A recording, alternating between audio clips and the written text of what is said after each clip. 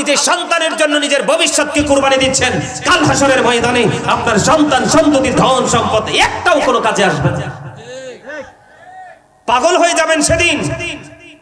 যাবেন কোথায়? আল্লাহ বলেছেন ইন্না বাতশা রাব্বিকা লাশাদীদ, দ্য সিজিং, ইন্না বাতশা রাব্বিকা লাশাদীদ। আল্লাহ রাব্বুল আলামিন বলেছেন আল্লাহ ধরবে খুব শক্তভাবে, কঠিন ভাবে ধরবে। ধরার পর আল্লাহ বলেছেন ইন্নাল্লাহা সারিউল হিসাব, Allah is going to take account. Allah হিসাব গ্রহণে অত্যন্ত তৎপর। ধরবে খুব শক্তভাবে, হিসাব নিবে চুকি চুকি। জবাবটা কিভাবে দিবেন? এই দুনিয়াতে কিন্তু চা খাওয়াইয়া, সিগারেট খাওয়াইয়া, পান খাওয়াইয়া বিচার কিন্তু কাজ করা যায়। কথা বলেন না কেন? একজনের দোষ আরেকজনের কাঁধে চাপিয়ে দেওয়া যায়। কথা বলেন না কেন? যায় কি যায় না? তথ্য গোপন করা যায়, যায় কি যায় না? কিন্তু উপারটা কেমন হবে জানেন আজকে? কারণ শাহিন ভাই আমার অত্যন্ত ভালোবাসার মানুষ। আল্লাহ কি বলছে জানেন?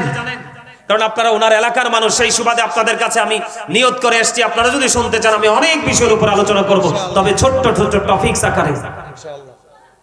কথা বলো না।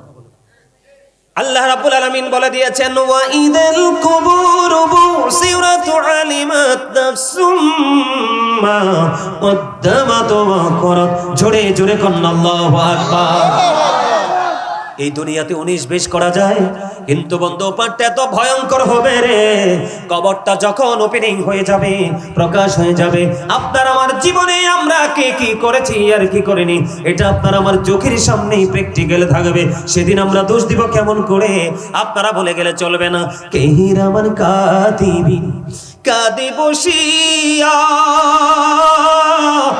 সকল কর্ম লিখিতেছি হুকুমনিয়া, আল্লাহর হুকুমনিয়া।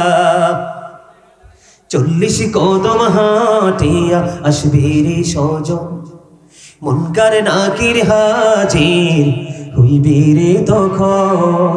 ঘুমটা খুলিয়া সোয়াল করিবেন তখন, 40 কদম হাঁটিয়া আসবে রে সজন।